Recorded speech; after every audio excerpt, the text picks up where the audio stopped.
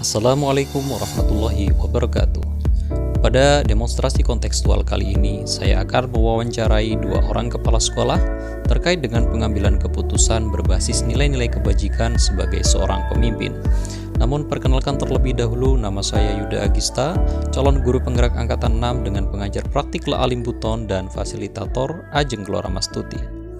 Tujuan pembelajaran khusus kali ini yaitu calon guru penggerak dapat melakukan suatu analisis atas penerapan proses pengambilan keputusan berdasarkan pengetahuan yang telah dipelajarinya tentang berbagai paradigma, prinsip pengambilan dan pengujian keputusan di sekolah asal masing-masing dan di sekolah lain. Selamat menyaksikan. Assalamualaikum warahmatullahi wabarakatuh. Waalaikumsalam.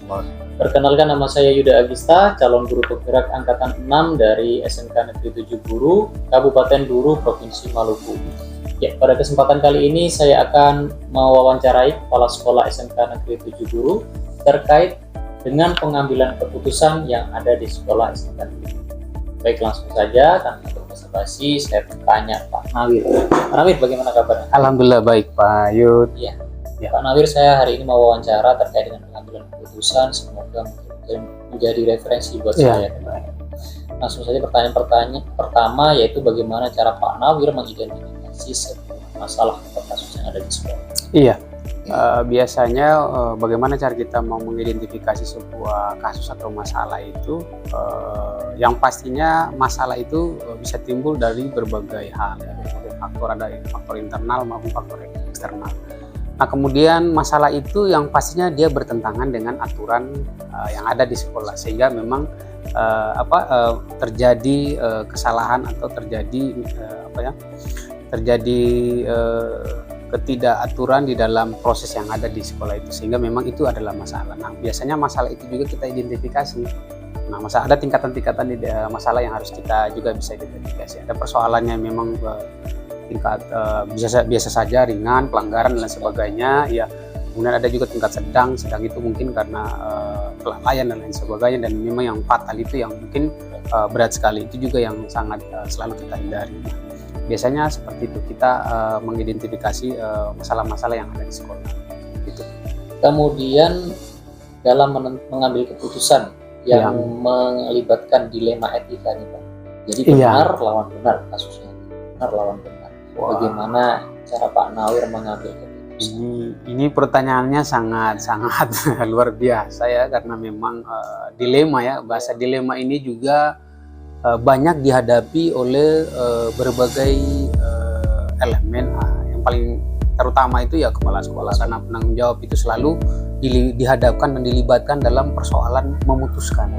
Nah, apabila terjadi pengambilan keputusan dan itu terjadi dilema, entah itu dilema etika atau bujukan moral, itu juga yang harus dipertimbangkan. Yang pertama adalah ketika kita memutuskan sebuah keputusan, itu harus mampu merangkul banyak orang, yang pastinya mampu memberikan manfaat atau faedah ke banyak orang, yang pastinya seperti itu.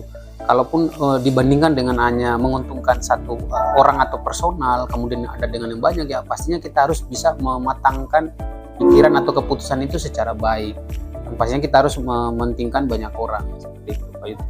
Nah, ini juga setelah seperti itu juga ada juga hal-hal yang lain yang juga harus kita pertimbangkan dalam sebuah keputusan. Nah, biasanya itu saya melibatkan juga teman-teman di Wakasek gitu, biasanya yang memang mumpuni di bagian-bagiannya. Entah itu kalau di kesiswaan, berarti Wakasek kesiswaan juga yang saya panggil. Kalaupun kaitannya dengan jam waktu pembelajaran dan sebagainya, mungkin Wakasek kurikulumnya yang saya panggil untuk saya mintai penjelasan maupun keterangan dari teman-teman Wakasek, seperti itu Pak.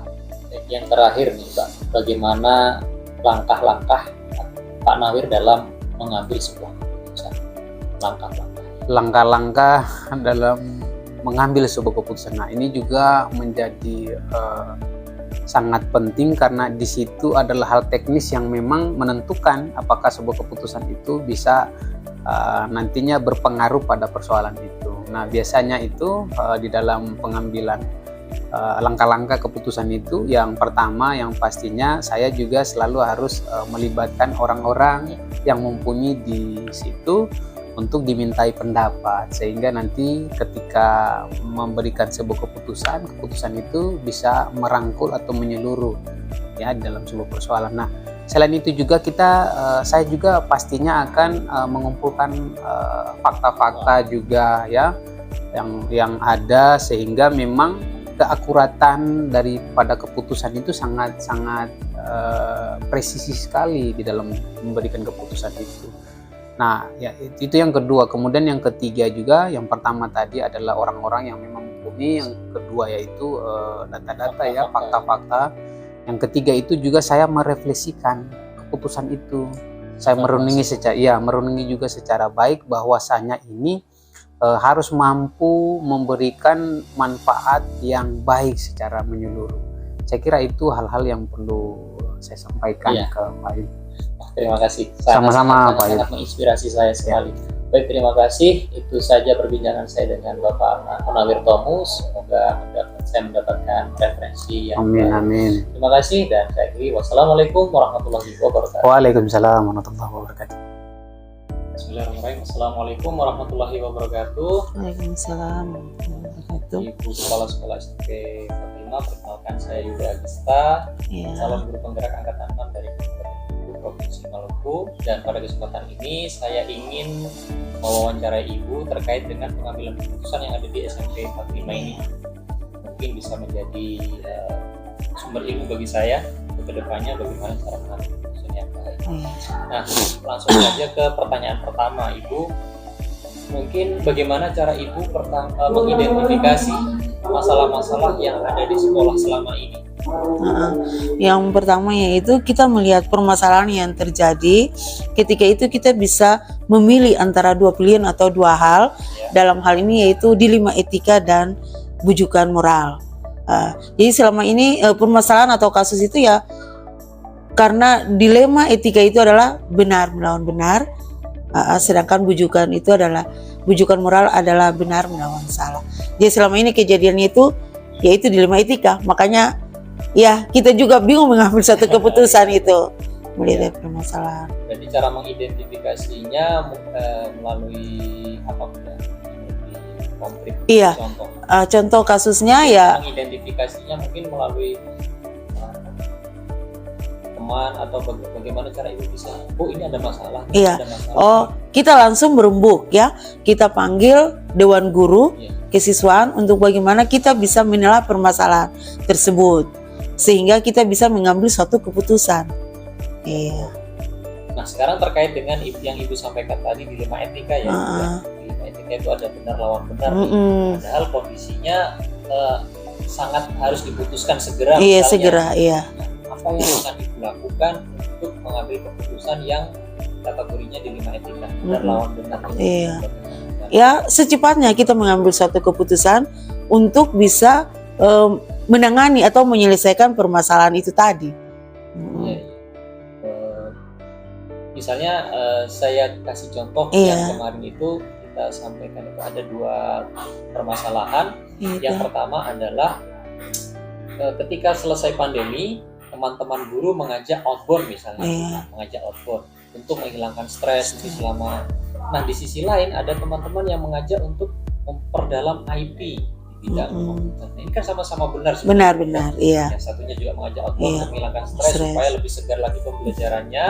Yang satunya untuk meningkatkan IT. Dalam contoh konkret ini mungkin bagaimana cara Ibu mengambil keputusan mana yang akan dipilih contoh? Iya. Ya, yang kita alami yaitu yang kedua tadi, yang maksudnya melalui IT tadi itu. Lewat itu ya guru-guru melakukan kegiatan yang menyangkut dengan IT bersama dengan siswa juga. Iya. Tentunya ada pertimbangan, iya. Dan yang terakhir, yang ketiga mungkin langkah-langkah konkret apa yang sudah dilakukan untuk mengambil sebuah keputusan. Iya, langkah-langkah pada saat kejadian atau permasalahan yang terjadi, langkah awal itu saya mengumpulkan para dewan guru kesiswaan untuk bagaimana kita mengambil suatu keputusan terhadap permasalahan itu tadi. Jadi kita saling berkolaborasi lah Iya, antara satu guru dengan guru yang lain.